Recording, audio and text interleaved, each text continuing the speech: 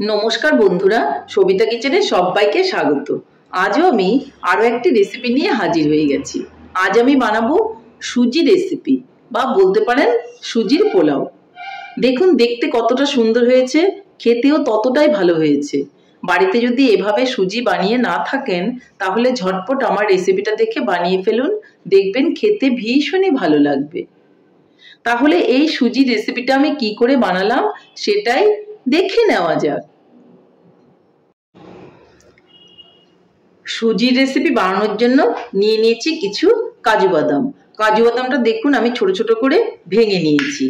নিয়েছি কিছুটা কিশমিশ আর নিয়েছি একটা তেজপাতা, একটা এলাচ আর দারচিনি। এটা দিয়ে আমি সুজি রেসিপিটা আজকে বানাবো। আর সুজি বানানোর জন্য সুজি তো অবশ্যই লাগবে। আমি নিয়ে নিয়েছি কিছুটা সুজি আর নিয়েছি অল্প করে চিনি।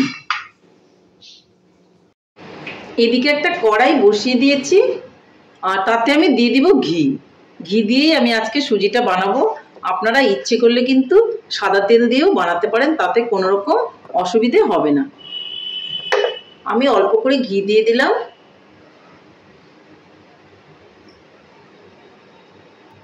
এর মধ্যে আমি তেজপাতা, দারচিনি আর এলাচটাও কিন্তু দিয়ে দেব।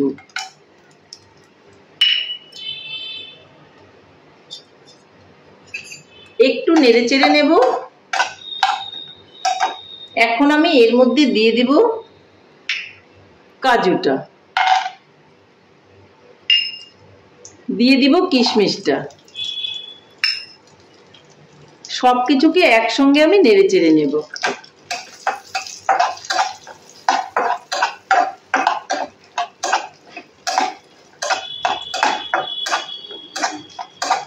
দেখুন খুব সুন্দর ভাজা হয়ে গেছে আর কিশমিশগুলোও ফুলে উঠেছে। এখন আমি এর মধ্যে দিয়ে দিব সুজিগুলো। তাহলে সুজিটা আমি দিয়ে দিচ্ছি। দিয়ে আমি সুজিটাকে ভেজে নেব। কাঁচা গন্ধটা যেন চলে যায় সেই দিকটা কিন্তু অবশ্যই খেয়াল রাখতে হবে।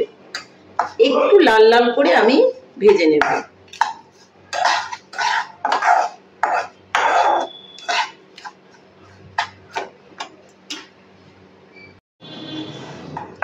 সুজি থেকে কাঁচা গন্ধটা চলে গেছে আর কিন্তু একটু কালারটাও চেঞ্জ হয়ে গেছে।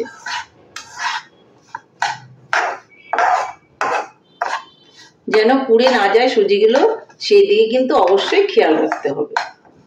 এখন আমি এখানে দিয়ে দিব কিছুটা চিনি। আমি আমার পরিমাণ মতো চিনি দিয়ে দিলাম। আপনি আপনাদের পছন্দ মতো চিনি দিয়ে দিবেন। একটু নেড়েচেড়ে নেব। আঁচটা কিন্তু অবশ্যই কমিয়ে নিতে হবে।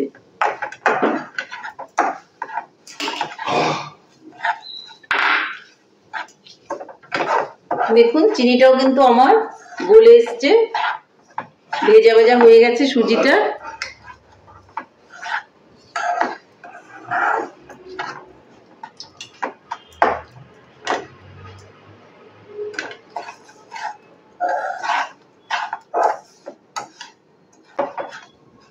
এখন আমি সুজির মধ্যে অল্প অল্প করে জল দিয়ে দেব। একবারে কিন্তু বেশি জল দেব না, অল্প অল্প করে জল দেব আর সুজিটাকে আমি নেড়েচেড়ে বানিয়ে নেব। দেখুন আমি অল্প একটু জল দিয়েছি। মনে হচ্ছে এই জলটাতেই আমার সুজিটা হয়ে যাবে আর জলের প্রয়োজন হবে না। আমি খুব বেশি জল কিন্তু দেব না। এইভাবে আমি সুজিটা রান্না করব। আপনারাও বাড়িতে এইভাবে সুজিটা রান্না করবেন, দেখবেন খেতে ভীষণই ভালো হবে।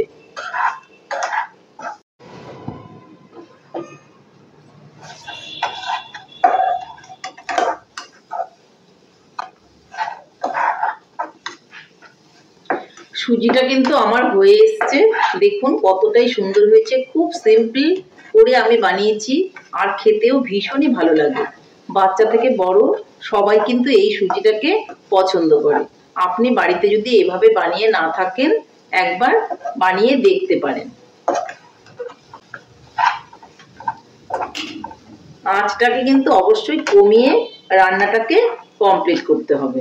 দেখুন আমার সুজি ফাইনালি হয়ে গেছে। এখন আমি উনানটাকে অফ করে দেব আর আমি নামিয়ে নেব। তাহলে বন্ধুরা আমার রেসিপিটা ফাইনালি রেডি হয়ে গেছে। দেখুন সুজি রেসিপি দেখে মনে হচ্ছে সুজির পোলাও বানিয়েছি। এইভাবে কিন্তু আপনারা সুজির পোলাও বানাতে পারেন। এটাকে কিন্তু আপনারা সুজি রেসিপি বা সুজির পোলাও রেসিপিও বলতে পারেন। খেতে ভীষণ ভালো হয়েছে, দেখতেও খুবই সুন্দর হয়েছে।